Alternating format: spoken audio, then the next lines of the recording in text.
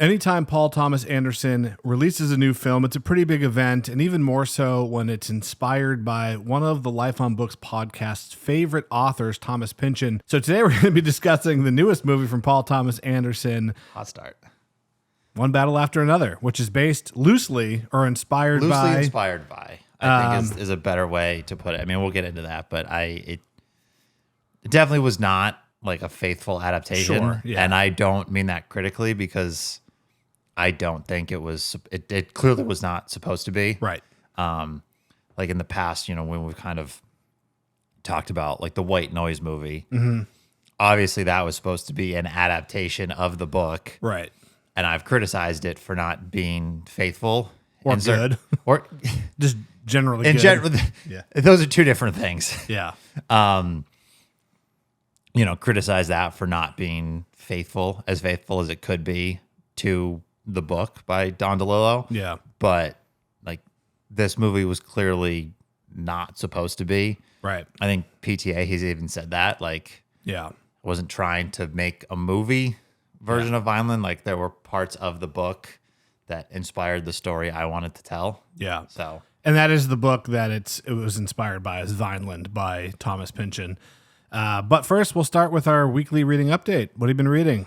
so I brought my books with me today. Fantastic. I couldn't let you be alone with the stack of currently reading. Save me the trouble of downloading the book covers. And Yeah, right. dropping them in. So first up, I have got The Calf by Leif Hoghaug.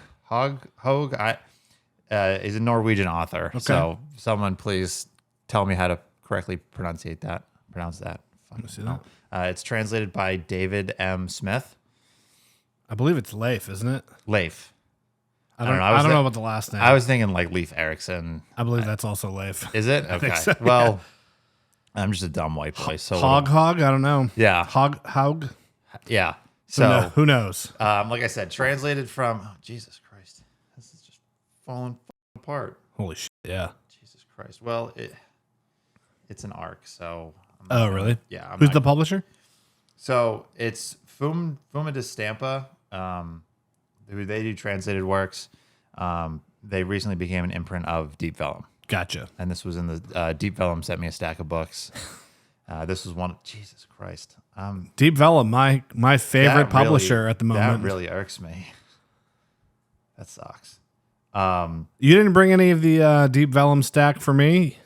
Oh, I totally forgot. You're not going to read that Fiston book, are you? The African author? I might. I don't know. Jesus Christ. Okay. Dude, you're not going to read it anytime soon. Well, I've had Tram 83 by him on my I want to read very soon, but getting a copy of it's proven to be difficult. If I bring you that copy, it will sit on your shelf for 2 months before you read it. You never know. You never know. I know. I've actually been better about reading books as soon as I get them. But anyway.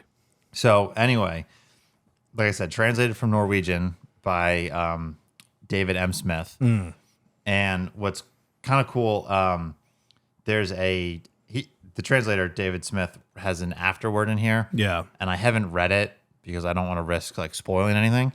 I'm assuming it's mostly kind of explaining how he went about translating the book, because it's kind of this the synopsis on the back refers to it as a Norwegian Western.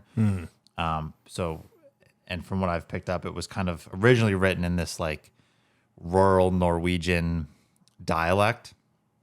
And so in order to kind of convey the characteristic of the dialect that it's written, Smith translates it as like this kind of Appalachian dialect. Okay. So I'll read just the opening paragraph, just so you can kind of get a sense of what I'm talking about. These past few days, I've been thinking about a late summer night I tried a long time to forget. I was sitting here thinking and a writing, and soon enough you'd realize that everything I was thinking and a writing, it's these voices, man. It's these chain-toothed voices way down inside this old wore-out metal wash tub noggin of mine. It's them what's talking, turning and rattling, and on they go. I don't know if I could handle a whole book of that. I'm not a huge fan of the Appalachia, I guess. It's kind of going up and down for me. Yeah. I wouldn't say that I dislike it. Mm-hmm. I'm about 50 pages in, and the novelty of it has sort of worn off. Sure.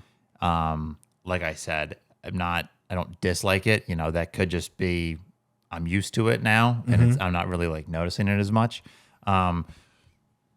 But I think as far as like an active translation goes, it's pretty cool. Yeah. You know, Yeah. to kind of try to match something up so it's more faithful to the original translation.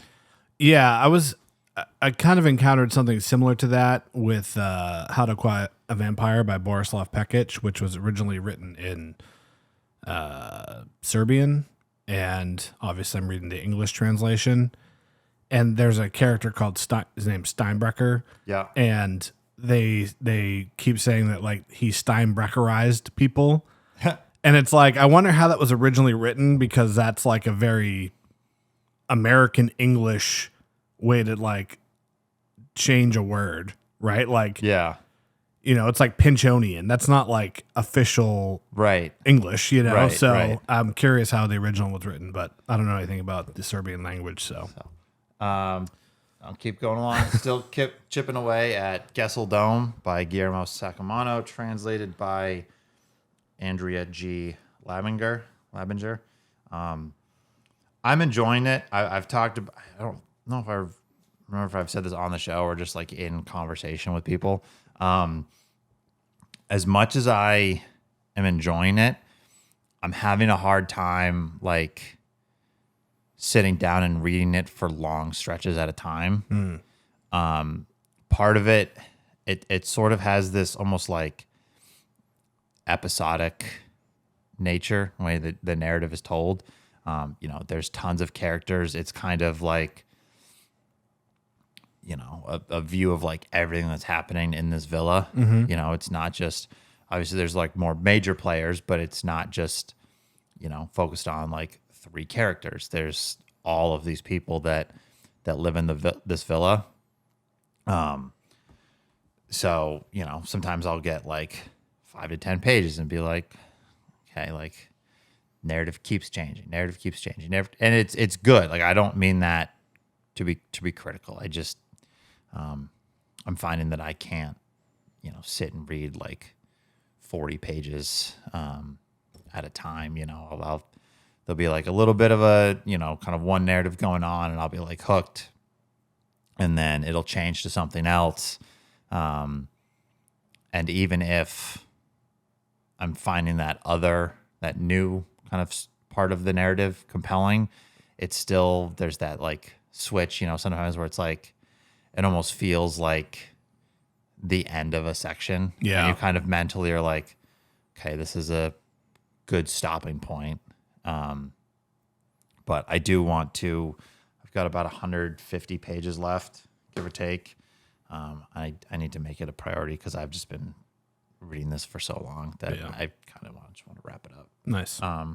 So that I can focus on Europe Central by William T. Vollmann, which is our October book club pick. Went ahead and got a jump start on this just because it's a big book. My reading habits have been a little bit sporadic lately, and I don't want to fall behind, especially because I have not been very active with the book club lately.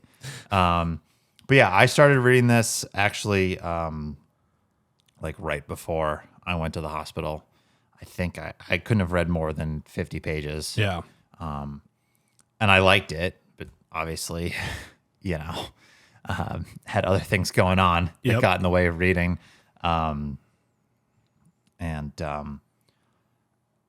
I probably, I mean, obviously ended up reading like Moby Dick while I was recovering. So in theory, I could have read this. But when I got out of the hospital, I was just like, let me just grab some shorter books just in case I don't have the bandwidth to like stick to something super long. And obviously, you know, very in depth being Vollmann. So You were right about my paperback copy being just for some reason much larger. than yours. Yeah, we'll have to compare when we're done. The text isn't like super small in mine. Yeah. It's not big, but it seems fairly normal. Yeah. Compared to plenty of other books that I've read. Yeah. It's been a little bit disappointing how difficult it's been for people to get a copy of it.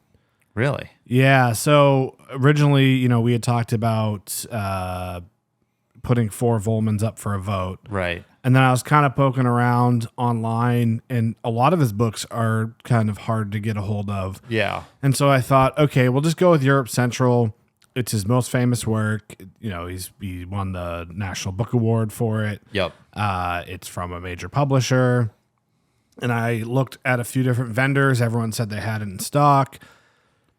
But apparently we have 2 copies in stock. Yeah, yeah. And so I made the announcement in the book club, and I've been trying to delay making a public announcement so people actually already in the club have an opportunity to get the book before it maybe sells out. And I probably put 5 or 6 different links to different vendors where people could get it. And within an hour, people were commenting saying, I can't find a copy of this book. Wow. Even Amazon was saying if you ordered it, you'd get it maybe by the end of October. Wow. Well, I'm actually going to do it right now so I don't forget. But I do have a second copy. So if there is anyone in the book club that's struggling to find a copy. So as of the time of this recording, Barnes & Noble does still have it available in the U.S. and ready to ship online.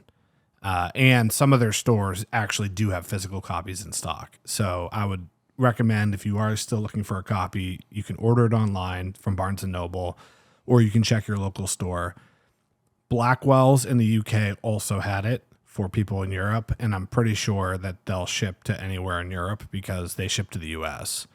So I know a lot of people prefer to buy used, but there was like 2 copies on Thrift Books. There was a couple copies on eBay. So it was pretty slim pickings. Yeah. So kind of a bummer. And I didn't even make a public announcement because of that. I mentioned it in a YouTube video I posted last week, but I didn't make my typical like reel or Instagram story posts or anything like that. Cause I was like, well, if people can't get the book, like what's the point? Yeah. And what's really disappointing about it too is like, I feel like people were more pumped to read this than probably the last 3 or 4 books we've done for the book club. So, well, we've talked about this before with Vollman and then just like other authors in general. Even though it's not, his work isn't necessarily like rare, it is something you don't always, or you don't typically see. Yeah. Like at a lot of bookstores. Yeah. And I think a lot of that is due to the fact like people like William Vollman and they're not getting rid of the books. Right. It's not like a James Patterson where they're kind of just like cheap schlocky fiction. Yeah. And they're a dime a dozen and you read it and you go, oh, I'm not going to touch this again. Like I'll donate it to the bookstore. Like, no, I want to keep the Vollman on my shelf. Well, when we went to Raven, I'm going to send it to a friend that I know is not. I'm just not going to like donate it. Yeah. When we went to Raven a couple weeks ago, I grabbed that hardcover copy, and I was kind of on the fence about it because I already had a paperback. Right. But it was the first edition. It was like $15, and so I thought I'll just grab it. I'm glad that I did. Yeah. Knowing how it's hard to get a hold of now. I think you went to that place, Isaiah Thomas Books on the Cape, right? Almost every time I've gone there, I've gotten a Vollman book. Oh, cool. Maybe not every time, but at least 3. Yeah, 3 of the Vollman books I have. I've gotten Rainbow Stories, Fathers and Crows, and the Butterfly Stories there. Mm-hmm. And they probably, it's just like, oh, there's Vollman here. I got it. I've found stuff at Monroe Street Books. Yep. Because they have weird, cool books like that. I scored a handful at Gray Matter as well. Yeah, Gray Matter last time I went had a copy of The Dying Grass, which is another one that's kind of hard to find. Yeah. And it was just a little bit in too rough of shape for me. Yeah. So yeah, I remember they had like 2, 3, maybe 4. Like the last time you and I went there. Old Number 6 has had some Vollman Yes, too. I got the Atlas at Old Number 6. Yeah. Yeah. So, all right. And Last then book for your reading update? Last book. This one I have finished. I read this in preparation for the movie that we'll be talking about today. That is Vineland by Thomas Pynchon. I also read this so that I could make a guest appearance on the 2-month review with Chad Post, and Tony will put a link for that in the description. If I remember. So that you all can listen to it. Is there spoilers? Are there spoilers in that? Because I haven't listened to it because I was worried that there'd be spoilers for the book. Not major ones. Okay. We don't talk about the book as a whole because they break it down into I think it's like 60 to 70 page sections. The section we discussed is a little bit later on. If you're worried about if you want to go in totally blind to the book, maybe don't listen to it. But there's, in my vague recollection, we didn't discuss anything that's going to totally ruin the book. Cool. There's specific plot stuff we discussed, but nothing that's going to totally take you out. It's just more kind of general chit chat. We spent actually 10, 15 minutes playing a game that Chad came up with.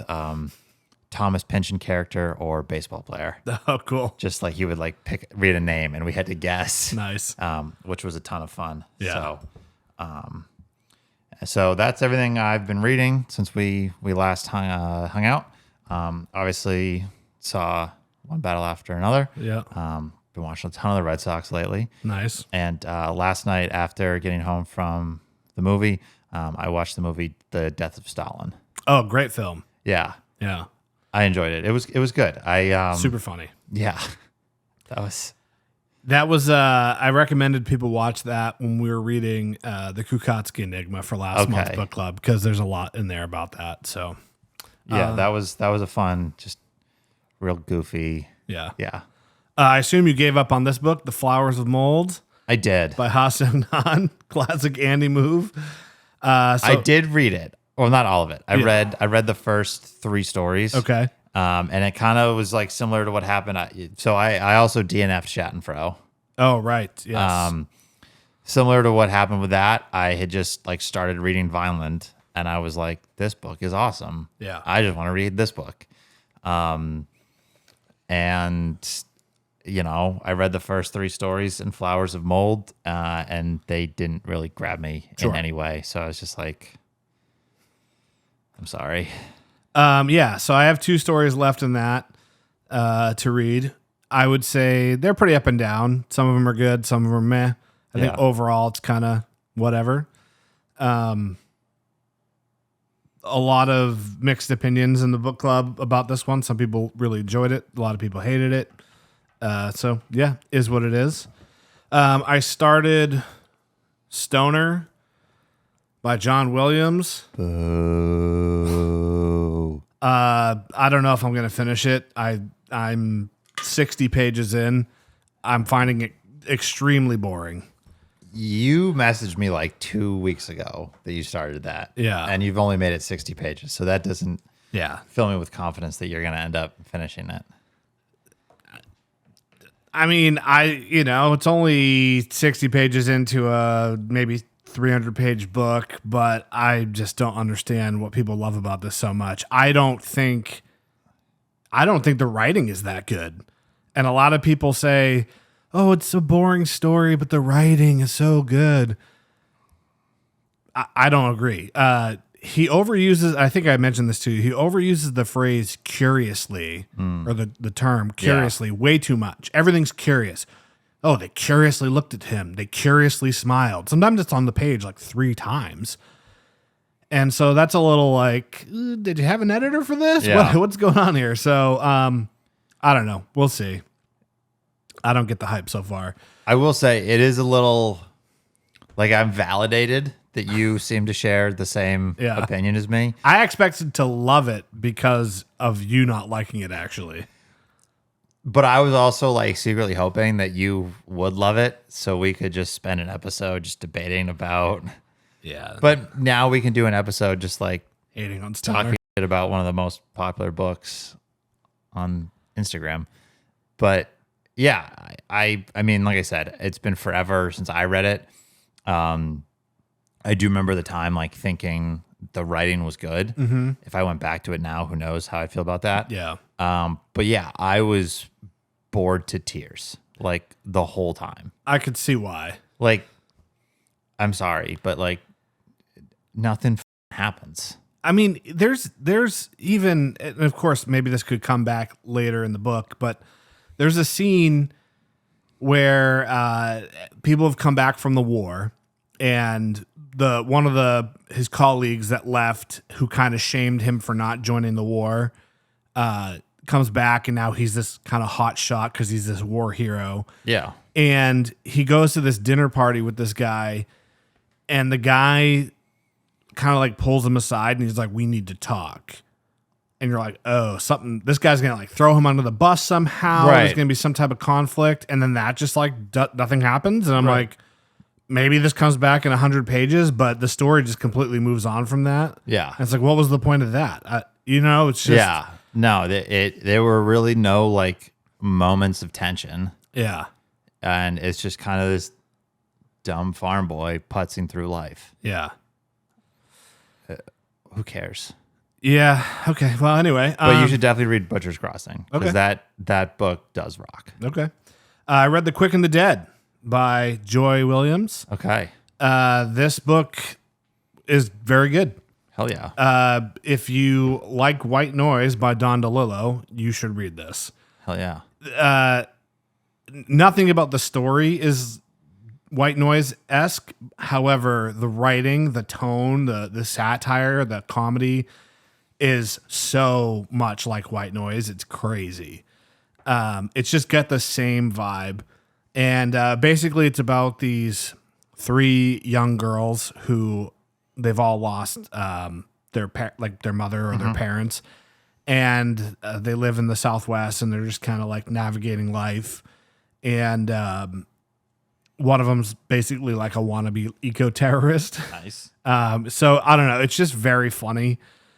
I thought that the ending was a little meandering, but in general, I think it's just a really solid book. It's just, you get the sense when you're reading it that Williams has a really good handle on what she's doing as a writer. Yeah. Very clever, multiple laugh out loud moments. Was vastly different than what I expected from a book called The Quick and the Dead. Awesome. Not related to the film in any way. Yeah. So, well, you let me know when you're done making content, and I'll steal that. yeah. And I read Blood Meridian Okay. by Cormac McCarthy, my favorite author. We can talk about it now. We can do a whole episode about it. I can give you my 30-second review. Give your 30-second review, and then we'll go from there, because it's been a while. Yeah. So I'd have to kind of think about if I have enough to say to do a whole episode on it. I liked it. Yeah. It's better than All the Pretty Horses. Mm-hmm. I liked it more than I thought that I would. And I liked it for different reasons than I thought that I would. Interesting. Yeah. Well, I have long wanted to reread it. Yeah. Mostly because the first time I did read it, I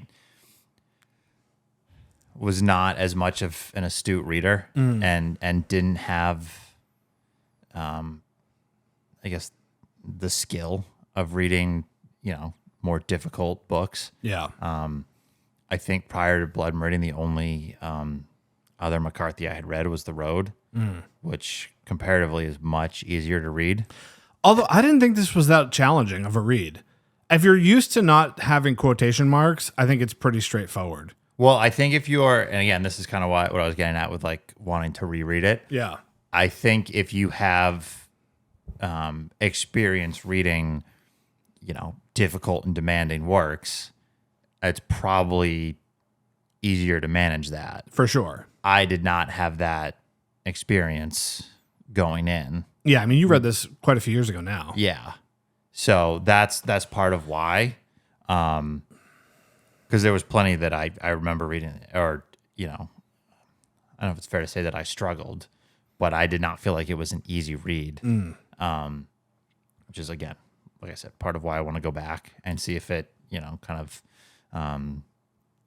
feels a little bit more comfortable. Yeah. Obviously, everything that's come out about McCarthy has kind of lessened that desire. But I also, I already own the book, so I don't have to put money into his estate if I want to reread it. Sure. So, yeah, I mean, I tried to keep what we know about him now in mind when reading it, and nothing about this particular work screamed, yeah, this is written by a pedo. Yeah. And it don't get me wrong, it's a very good book. Yeah. I'm not saying it's a bad book. The writing is quite good. Yeah. The depictions of everything are very visceral. Yeah. I think the pacing is pretty good. Yeah. But I think people over intellectualize this book. I think I'm going to have to try and reread it soon so that we can maybe do an episode. Yeah. Because I think that would be, at the very least, a worthwhile discussion.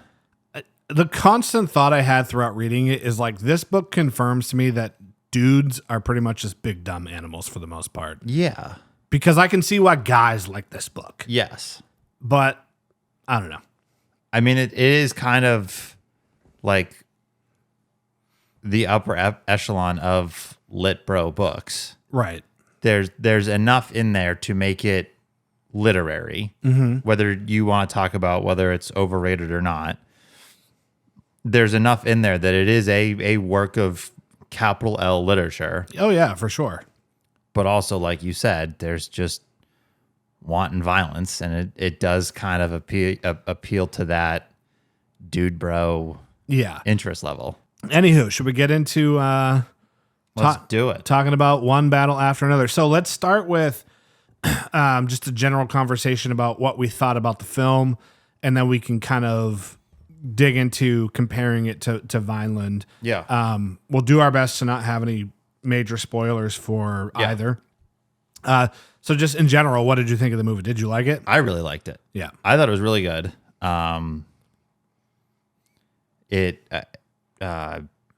Plenty of like tension to keep the narrative moving along well, and like the tension was organized well.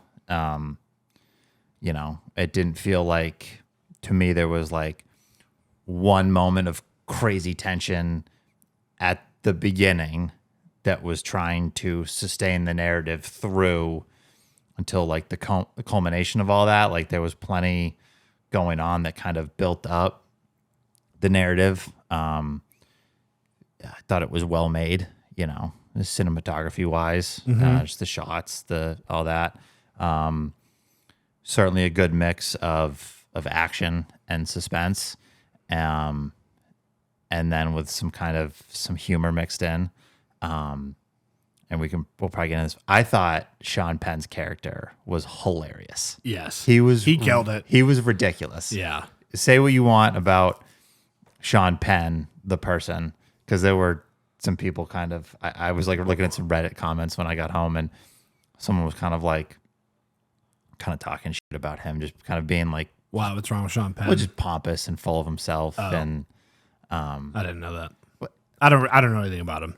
We'll skip this or not get into it too much, but I think he's one of those actors that like kind of gets into like political stuff from his ivory tower, more or less. And again, I don't know a ton about it, so we can just leave it there. But sure, he killed it. Absolutely.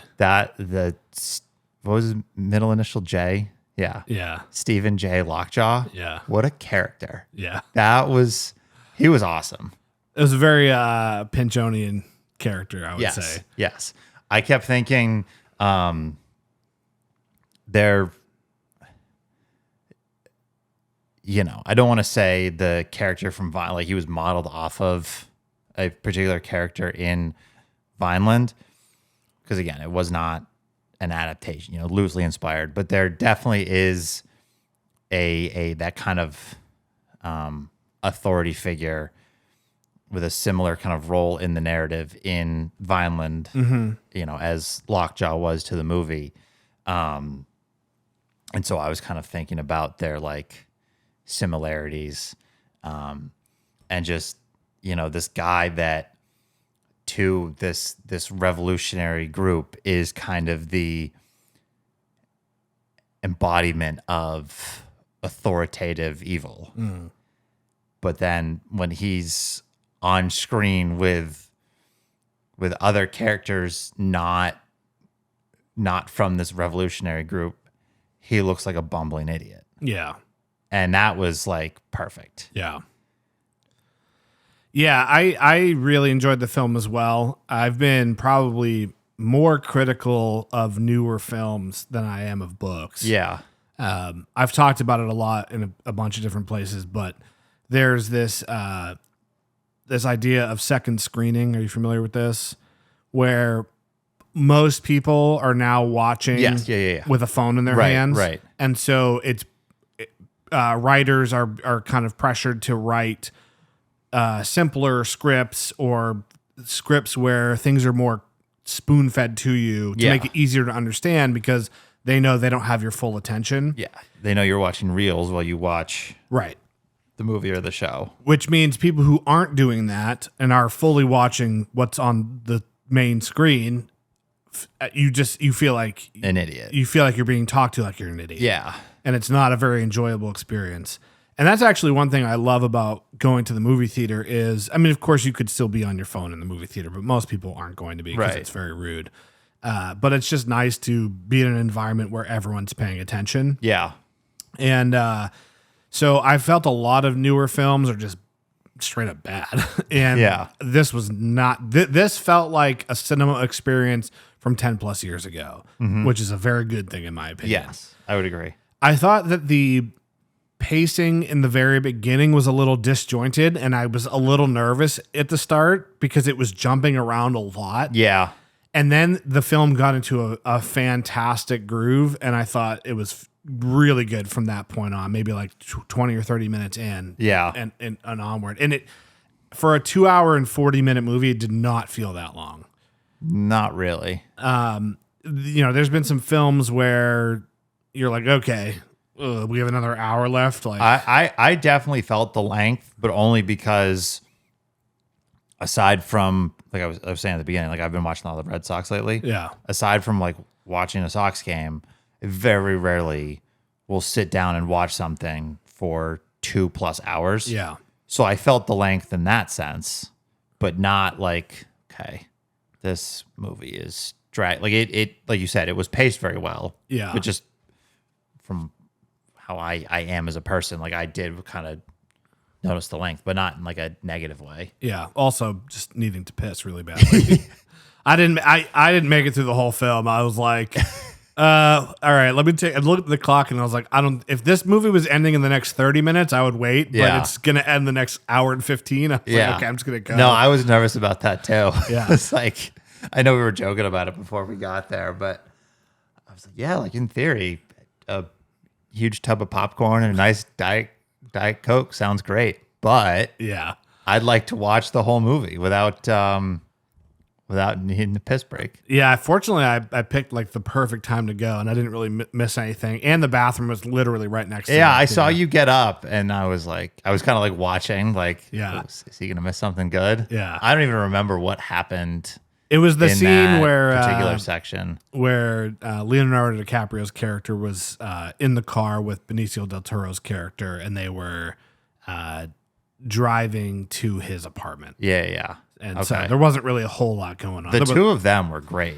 Really, everyone was fantastic. The acting was awesome. The acting was very good. I mean, Leonardo DiCaprio, I think, is probably one of the best actors of our generation.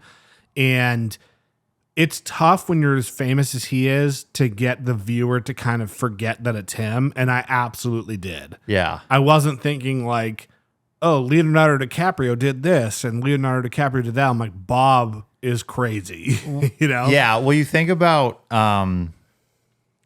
Leonardo DiCaprio, like the person, and obviously I don't know Leo. But he's got a reputation. He's got a reputation. Yeah.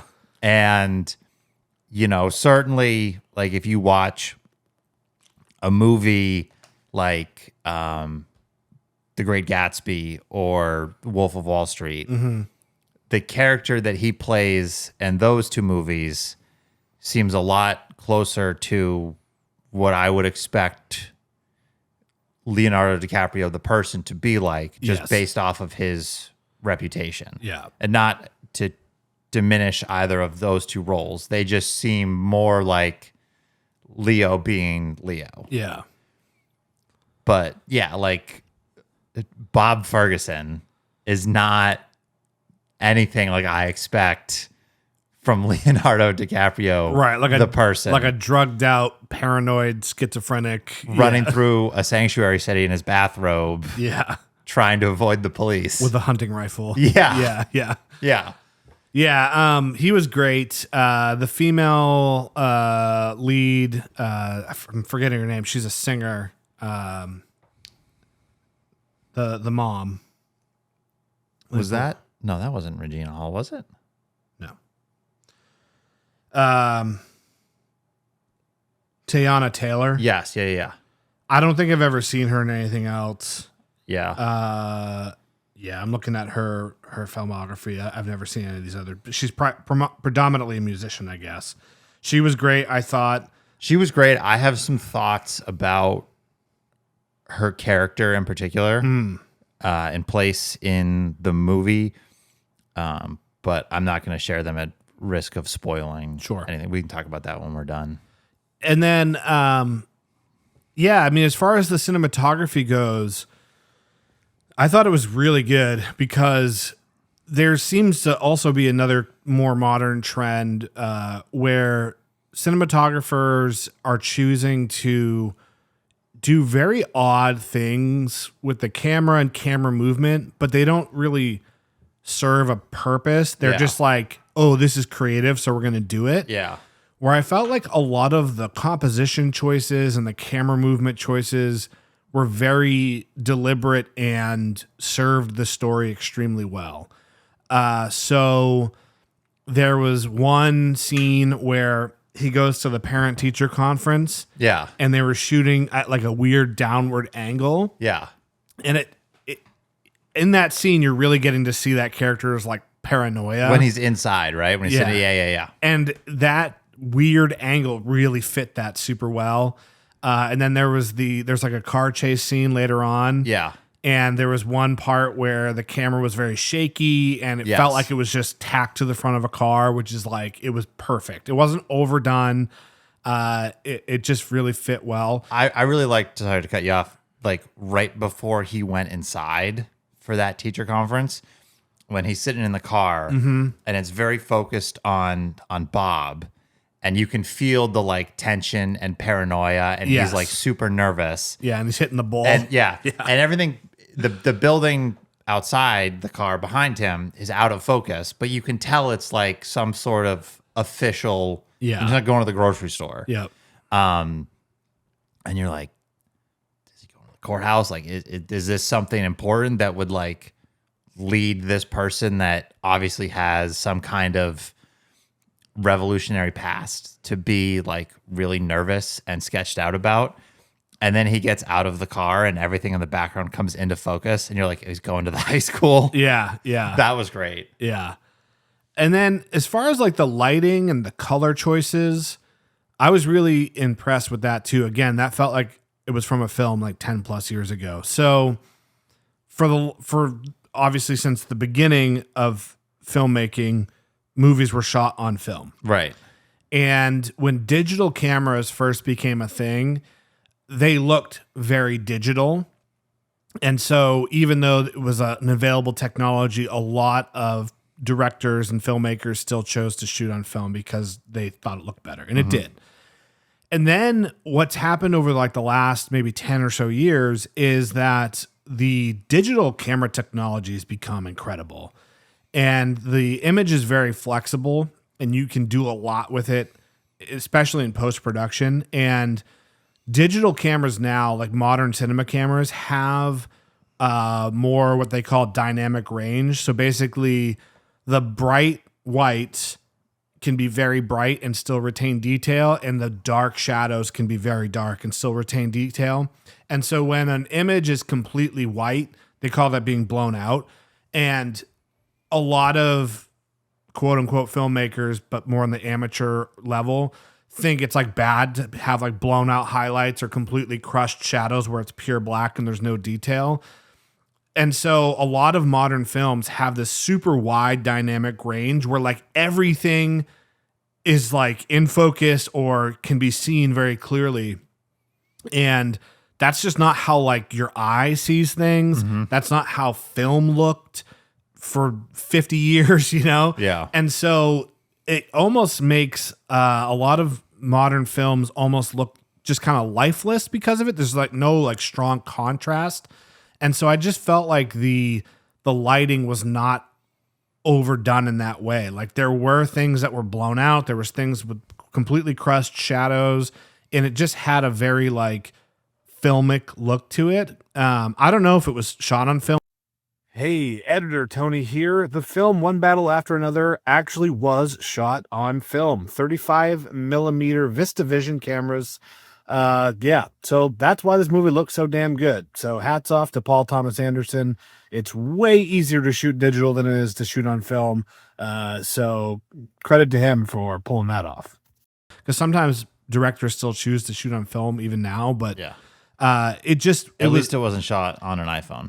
Wasn't shot on an iPhone. 28 years later, one of the worst movies I've ever seen. I recently watched. So it was such a nice palate cleanser after watching that this past week. Well, I thought it was funny, you know, when you were joking about what you were watching 28 years later and like texting us like, this movie was shot on an iPhone. Yeah, we can tell. Yeah. When I was, so like I said, been watching a lot of the Red Sox. Friday night, their game on Friday night was huge. It had playoff contention on the line. And Apple TV has like streaming rights to a select number of games throughout the MLB season. So annoying. So this huge game, like important game, was on Apple TV, which I have, so at least I was able to watch it. Yeah.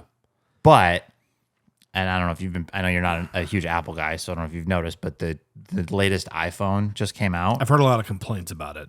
I haven't really paid any attention to it other than it's out. Yep. But as promo for the new iPhone, parts of the game were shot on the new iPhone. And it was always just like, I mean, the quality wasn't like terrible, which I have an iPhone. I use the camera. I'm not surprised by. Yeah. It's obviously not my, I'm sure I'd have more like complaints about the quality of like the whole game, but it was always from these like weird angles. Like, yeah, I can tell this isn't like a professional camera used for the setting. Yeah. And there was always like a advertisement and I was joking with Keith about it. Like, oh, so like I'm hugely invested in the outcome of this game, and it's basically just going to be a 3-hour long commercial for the new iPhone. Yeah. Like, off. The gimmick behind that kind of thing too, I don't know if this was the case with the game, probably not, but with 28 years later, shot on iPhone, sure, technically yes, but you also attached a $70,000 Zeiss cinema lens to it, right? And you lit it with $200,000 of professional lighting, right? You know what I mean? And so, like a lot of people, and you've also got the guy that knows how to operate it. Right? Like it's not just me like filming your dogs f***ing around in the living room. Yeah. So if you're not into image creation, photography, videography, whatever, you probably don't know this, but like the actual sensor that the light gets imprinted onto, I mean, that matters, but so much of it is the physical optics of the glass of the lens, and what you're actually shooting, the lighting of what you're shooting is 90% of it. And it's just a gimmick in my opinion. And there is a certain kind of look, a digital look that phones still really have, in my opinion. Yeah. And if you don't look at images all the time and you don't know what you're looking at, you probably won't notice it. But somebody that like makes media, I'm like, I can tell. Yeah. And it was, for me, with 28 years later, it was very obvious whenever they switched to like a a drone or helicopter shot. I don't think those were shot on iPhone. You could tell. Yeah. There was another movie that came out a couple years ago. I went and saw it in the theater. It was about like this kid that was like a messiah or something like that, and it took place in a dystopian future. But that was shot on an FX3, which is what I'm filming with that center camera, which is a really, really good camera for like what I do. Right. And it's a very capable camera, probably more so than what it costs. It kind of punches above its weight. But I wouldn't film a feature film on it. And there are limits to what it can do. And we got into the theater, we watched it on IMAX, and you could see like blown up on that big screen, like digital color blocking. You know what I mean? It was subtle, but it was there. And I'm like, okay. Again, if you know like what you're looking at and you have experience doing that thing, like those types of quirks stand out to you. Yeah, it's like, ooh, shot on the FX3. Yes, I can tell. Yeah. But anyway, to circle back to One Battle after another, very well made. I Yes. didn't have any of those complaints about the quality of the footage and the cinematography. I really struggle to think of what I would change. You know what I mean? And I understand that media doesn't always have to be like what I expect it to be, but a lot of times recently I've seen a lot of things where I thought I would have done this so differently. Yeah. And that was a film where I'm like, that was great. I wouldn't, they nailed it. Yeah. That was a 9 out of 10 for me. So let's talk about, in comparison to the book, which you have read, I have not. Let me start with this. If you did not know that it was inspired by Vineland, would you know that after seeing the film? Do you think you'd pick up on that just watching it without having that information beforehand? It probably would depend on how much Pynchon you've read. Like if you've read, because there were references to Gravity's Rainbow. Oh, there were? Yeah. Like when they keep calling Bob Rocket Man. Oh, right. It's Gravity's Rainbow. Yep. There were probably some other ones here and there. Like just little like goofy like throwaways, nothing substantial. Nods. Yeah. Right. There were probably if you've read, 2 or more Pynchon books, even if Vineland's not one of them, you'd probably pick up on the parts of the film that were Pynchon-esque. I thought almost all of the character names were very Pynchon. Yeah. Perfidia, Beverly Hills. Stephen J. Lockjaw. Yeah. Jungle Pussy. Jungle Pussy. The Christmas Adventurers. Dude, the Christmas Adventurers. That felt the most like Pynchon to me. That was ridiculous. Yeah. Like, and again, I don't want to spoil it. Yeah. But like, they're obviously characters you're not supposed to like. But when they have that meeting and they were like, Merry Christmas, all hail Saint Nick. Yeah. Like, how do you not just laugh at that? Yeah. The French 75. Yeah. That sounds like a Pynchon thing. Yeah. Okay, so you probably wouldn't have noticed that it was like Vineland specifically, though. Yeah. Is what you're saying? Yeah. Okay. It, like I said, we talked about it. It was not supposed to be a direct adaptation. Yeah. It was loosely inspired. I went in not expecting much in terms of, direct correlation to the the book. There was probably even less than I expected. And I loved the film, so I don't mean that as a criticism. Sure. Just like, but I think it was sort of, I almost would like to go rewatch the movie now that I like know how much or how little like 1-to-1 type correlation there is from the book. Yeah. Just because it was hard to not look out for that stuff. Like even subconsciously, I was kind of like, oh, this is sort of like Vineland. Yeah. Where's this going to go? And then it went in a different direction, or not, as closely as much as it did in the book. Yeah. And it worked great in the film, but it was hard to not have that like, I wish it had been more like the book, you know? So let's just kind of set the stage here. The film is roughly about two revolutionaries in the U.S. fighting against the U.S. government.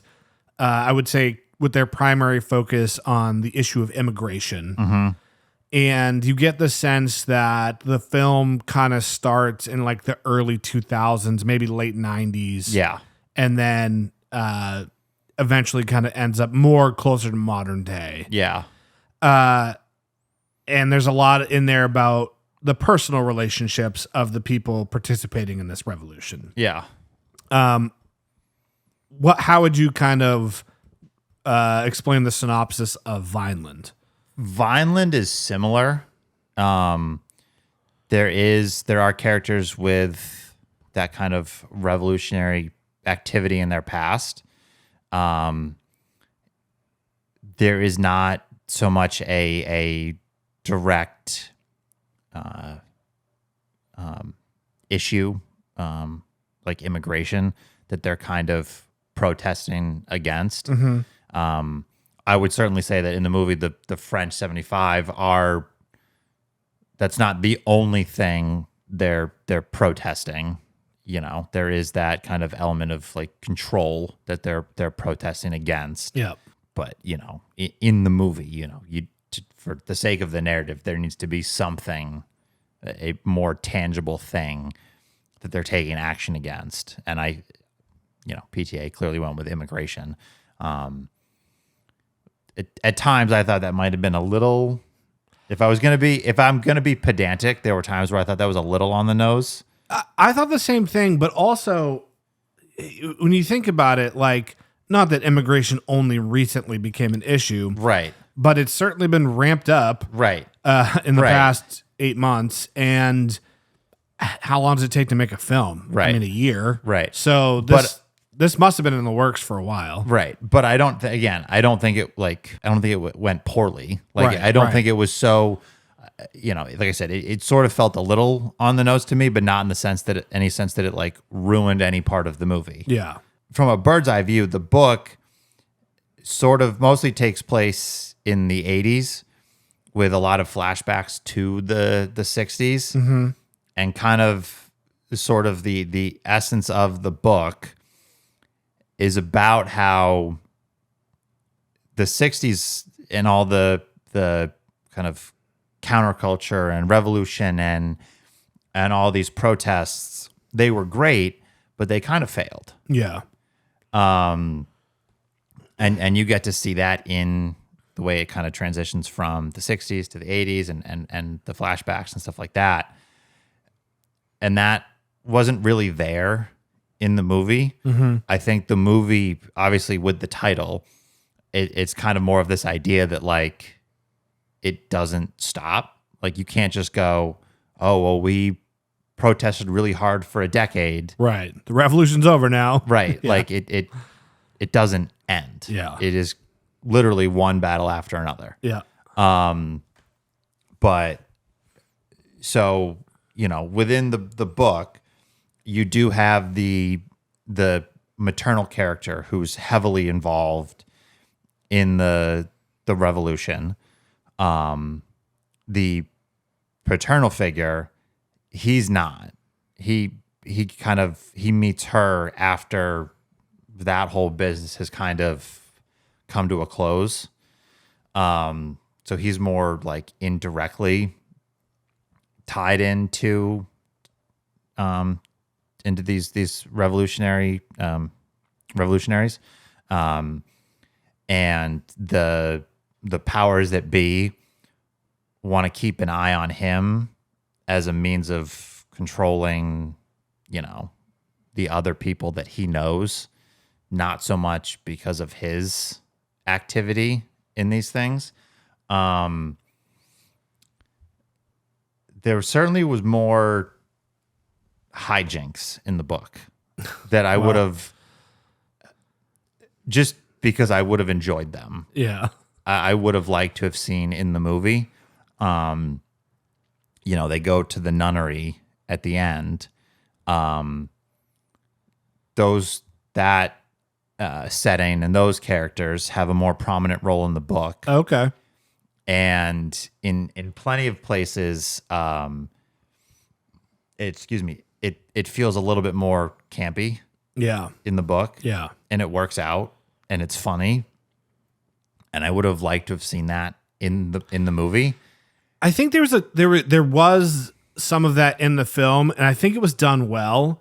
I really hate this kind of, again, a more modern trend. You see it a lot in like Marvel movies where there's like something super serious happening, and then a character kind of almost like breaks the fourth wall and like makes a stupid corny one-liner. joke. Yeah. Where this was woven into the writing in a much more organic way. Yes. So and I don't mean that as any criticism of the film, because I think, like you said, it was done well. It was woven in well. Those characters in that setting definitely played their role well, correctly in the film. I just think about on the surface, a nunnery of ninjas, right, is very Pynchonian, yes, and is hilarious. And I would have enjoyed more of that humor on the screen. Yeah. I read a Reddit comment last night that the movie, while it does have plenty of humor mixed in, it is a little bit more subtle. And it kind of almost was like the movie strips the action and serious components of the book and pulls them out and turns it into a full-fledged movie, and left some of the more in-your-face, overt humor behind. Which, again, if it was an actual adaptation, I would be saying that as a critique. Yeah. As where the film is just a loose inspiration or loosely inspired by, it's more of an observation. I think PTA even said that he basically just took like the elements of the book that he liked and turned them into a film. Yeah, which is if you've read the film, read the book, those elements will stand out in the film. Yeah. But like in the book, you've got a DEA agent who is in rehab because he's addicted to watching TV. Nice. And, there are scenes where he's trying to escape or has escaped from rehab and is trying to avoid the doctors or clinicians or whatever you want to call them. And he's, at like a diner or pizza joint, standing on the table singing sitcom theme songs, stuff like that. Yeah. I think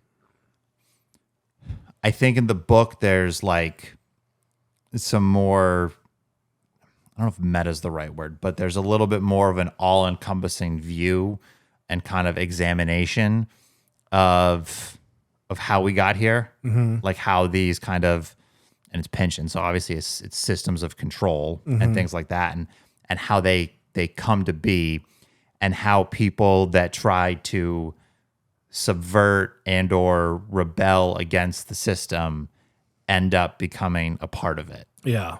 And there's a little bit more exploration of those themes in the book than there was in the movie. So maybe in some sense, like I would have enjoyed seeing that in the film, but like I was just saying about the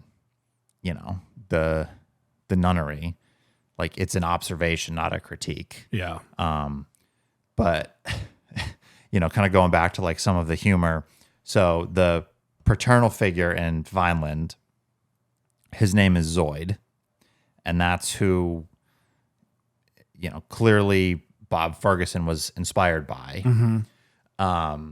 And so, like I was saying earlier, like the powers that be kind of keep an eye on him, want to keep an eye on him, so they can sort of get to, you know, the other people that he's connected to that were more active in these revolutionary groups.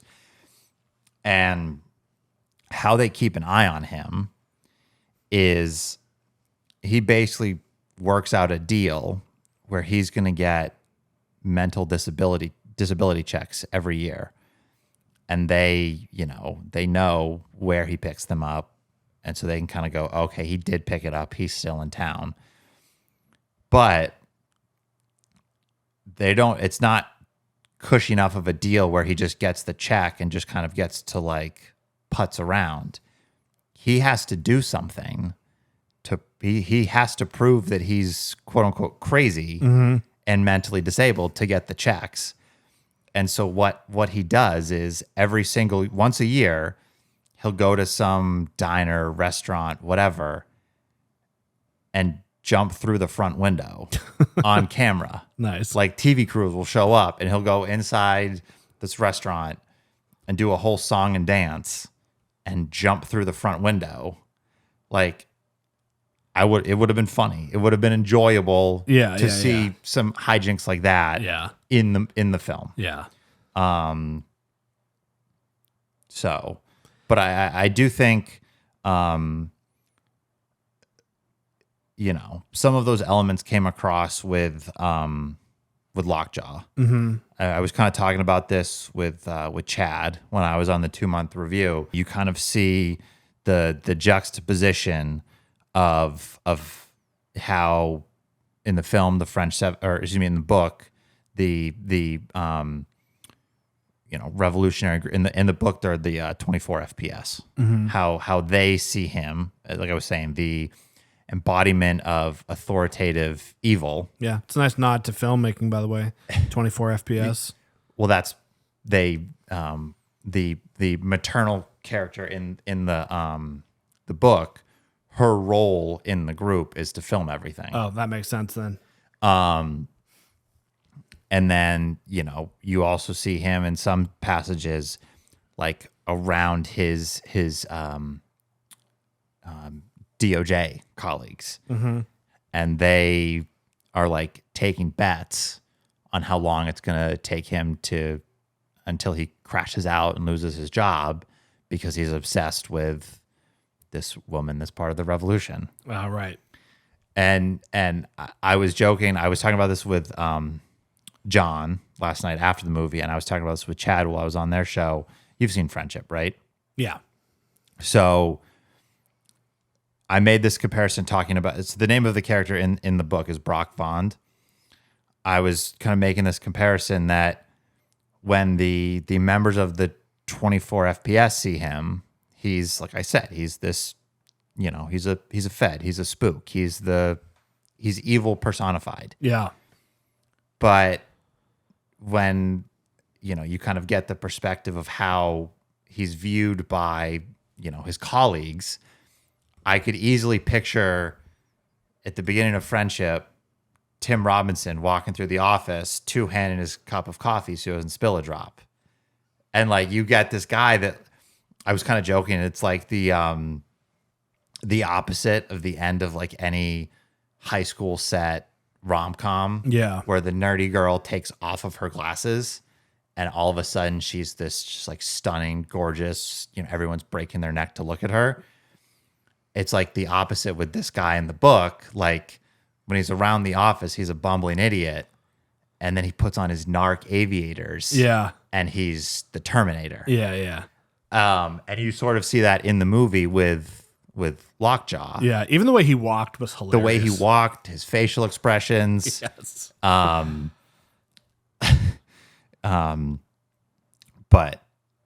you know, all of the members of the French 75, they're maybe terrified is too strong of a word, but they are aware of the consequences that come with him showing up and poking around. Yeah. And then you don't really get a ton of this with his actual colleagues, but you see it with like the Christmas adventurers that they're like, this guy's an idiot. Yeah. Yeah. You know? But yeah, he played that role perfectly. Yeah. His character was probably like my favorite thing about the movie. I agree. Yeah. Like towards the end when he's with Willa or Willa's with him and she just goes, "Why is your shirt so tight?" Yeah. I'm not a homosexual if that's what you mean. Yeah. Like, yeah. That was great. He's, this character that based on, his position actually has this power and control that they're all trying to rebel against and are terrified of. But he's this insecure little weirdo. When you strip away all that. I mean, that could describe most of our leadership these days. Well, therein lies the problem. And Yeah. here we are, one battle after One another. battle after another. What did you think of it in comparison to Inherent Vice, the film? I thought it was much better. I would say as a film, much, much better. I'm sort of struggling is the right way to put it, but like obviously Inherent Vice is a direct adaptation of the book. Right. So I think that kind of clouds my judgment of the film a little bit. Because internally I'm trying to stop the like, which one did the book better, even though that wasn't obviously the intention of one battle after another. Yeah. Because I do think, well, some stuff got cut out. I do think the adaptation of Inherent Vice was good. Yeah. And I thought it was a good film. I thought it was pretty faithful to the book. Yeah, and it was a good movie. Yeah. I would say, probably One Battle After Another was a better movie. Yeah. I would agree with that. But, Inherent Vice, the film, was still great. Yeah. So, but I think, and again, this kind of goes back to what I was just saying about how one is an adaptation and one isn't. You go and watch Inherent Vice, and obviously the narrative is different, but you can kind of, some of that Pynchonian slapstick humor, really carries across into the film. Yeah. I think about the scene in Inherent Vice when Doc is going to the police station and there are some officers walking out, and so on the sidewalk he just like hits the deck. Yeah. He's that paranoid burnout. He's like, no, don't, and they just ignore him. Yeah. And that's very funny. And you sort of get some of that in one battle after another when Bob is like ducking under windows or when he's like at the martial art the studio and he's like crawling across the mat so that nobody can see him through the windows. But it's stuff like that where like in One Battle After Another, that's a little bit more of subtle humor. And again, I don't mean any of this is criticism. Yeah. But like, I think I would have just personally, like what I enjoy. Yeah. It would have been kind of funny to me if more of the kind of slapstick stuff out of, and some of the stuff that's a little bit more campy from Vineland, if those elements had made their way into the movie. Just because I do think, especially in the book, like it is a unique juxtaposition of you've got these people that are rebelling against these, outrageous systems of control. Meanwhile, they're scared to admit they can name all of the Brady Bunch because they're worried somebody's going to overhear them and send them to a tubal detox center. Tubal detox. Nice. Yeah. Like stuff like that it's just really funny. Yeah. And kind of outrageous. And it would have been interesting to see some of that humor and seriousness juxtaposed. Thank you. On the screen. Yeah. But overall, I thought it was a great film. So I think it's the best film I've seen this year. Not that I watch a ton of new movies, but Yeah, like I said, 28 Years Later was terrible. I thought Friendship was good. I thought Eddington was incredibly overrated. I haven't seen that. I thought Friendship was really good. Yeah. I really enjoyed Friendship. Yeah, Friendship was funny, but it's still Friendship. Like Tim Robinson's comedy, I think he's a funny person, but also it kind of says to me like it's very obvious and apparent because again, I'm like people aren't paying attention. Yeah. And so it has to be a little bit more like obvious sometimes. But yeah, I think this was just like a movie that I'll probably think about a lot and also rewatch when it hits streaming. And yeah, for sure. And I think hopefully it leads people to the book. Yeah. I don't think a lot of people know that it was inspired by a Pynchon book. There wasn't anything in the opening credits. I hope there wasn't a post-credit scene because we all fucked off. We left. But if there was anything at the final credits, Yeah. That gave credit to the book, I didn't see it. Yeah. I haven't heard about it. I feel like if it's one of those things where like if you go to see it and you kind of want to read more about it afterwards, and you go home and you Google one battle after another, like it'll probably the rabbit hole will appear. That would lead you to the book. Did you see the people that walked out early on in the movie? No. Yeah, there was people in the very front row, and as soon as it got to like the scene where they were, kind of up the immigration center, people got up and walked out, and I was like, "Well, That was the first 10 minutes of the movie. I know, very weird." Obviously, I didn't walk out, but I will be honest with you. I did a little bit of an eye roll. Like I was talking about like earlier, where I was like, it felt a little bit on the nose. Yeah. I was like, okay, we're gonna. Yeah, it was. It didn't hit you over the head with it through the whole thing, though. So Right. Why I got over it. Yeah. And obviously, I didn't walk out. Yeah. Because I am not a pussy. But like, I mean, with the theme of like racism that's throughout the whole movie, I think it really fit ultimately. But there was not really any level of racism like that in the book, yeah. The final chase scene was great. Yeah, both narratively and like you were talking about earlier. Cinematographically. Yeah, that was really well done, and it had like kind of like a classic movie feel to it. Yes, but it wasn't contrived. Yes, so that's one thing that I liked about it a lot. It had those elements of this movie is trying to say more about society as a whole or the world we live in. It had those moments of like, not an art house film, but I think, and I haven't seen a ton of other like PTA movies, but some of the stuff he's made is not like your classic kind of action movie, right? Or top of the charts at the box office. And it had some elements of that where, like, for lack of a better term, trying to be a little bit more artsy. Yeah, that's artsy is the wrong word, but you know what I mean. Trying to be a little bit more, of a film buff, or film buff's movie.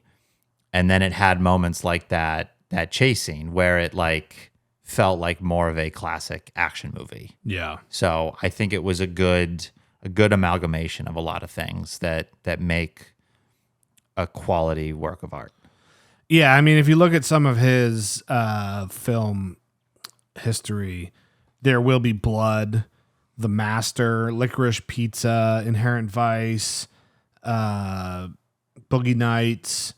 So they are films that they're not like summer blockbusters. Right. They're a little bit more, I guess, esoteric. But this, I thought, struck a good balance. Yeah, it had a good balance. There definitely were elements where like it could be a summer blockbuster. For sure. And I think, to go back to what you were saying earlier, how you kind of see this in like Marvel movies that are your stereotypical like summer blockbuster, they're a little bit too campy, a little bit too schlocky. You have these moments of tension, and then you just get Chris Evans looking right into the camera and saying some stupid one-liner. Yeah. But I think, for people that are like, want that kind of euphoric feeling of going to the movies and taking in, that blockbuster feature film, but also want something of substance, you will find that in this movie. It was a film that relied so much on the acting, which is what I like. Yeah. That's my biggest beef with something like a lot of action films and the Marvel films. You're watching fake CGI everything. Mm-hmm. The ground they're standing on, the background, the costumes they're wearing. They're actually in a green screen studio with a bunch of sensors on their body. Yeah. And it's all about the visual effects, which are all computer generated, or for the most part, computer generated. Where this was just a solid film based in real practical filmmaking techniques. Yeah. And you have in some of those movies where, like you said, it's all those things. It's on a green screen set. It's computer generated. There's sensors. Some of those actors are never in the room at the same time. Right. They might not even be on screen at the same time. Yeah. But like you said, like it relied so much on the acting. I think about all of the scenes where DiCaprio and Del Toro are on screen together. Yeah. Those were hilarious because you have crazy, whacked out, paranoid, high all the time Bob Ferguson, and then you just have the calm, cool, and collected sensei playing the straight man. Yeah. Like those were perfect. Yeah, the interplay between the two actors was great. Like when they're leaving the studio and Bob is freaking out, like the cops are gonna find me. I gotta find my. He's just going nuts, and he's like, "Hey, don't walk on the mat." Yeah. Which again, just kind of a one-off, almost throwaway line, but because he's not looking right into the camera and saying something like overly cheesy that 14 focus groups approved on before the script was finalized. Or when he's like, what time is it? And he's like 8:15. Yeah. I'll be honest, it took me a minute to like, because I obviously heard him say that, and I was like, it took me a minute to be like, oh, that's not the answer. He's just literally answering what time it is. Yeah. That part also was hilarious. Yeah. The bureaucracy of being. First of all, what's your name? Comrade Josh. That's a name. Yeah. It was kind of funny because it was like a nod again to Pynchon. Like, this is not a Pynchonian enough name. Yeah. Yeah. It's just too regular. So just some guy trying to fight the man. And what's Josh? Yeah. Josh. Yeah. So anywho, well, go see One Battle After Another, read Vineland. And next week, join us while we talk about books.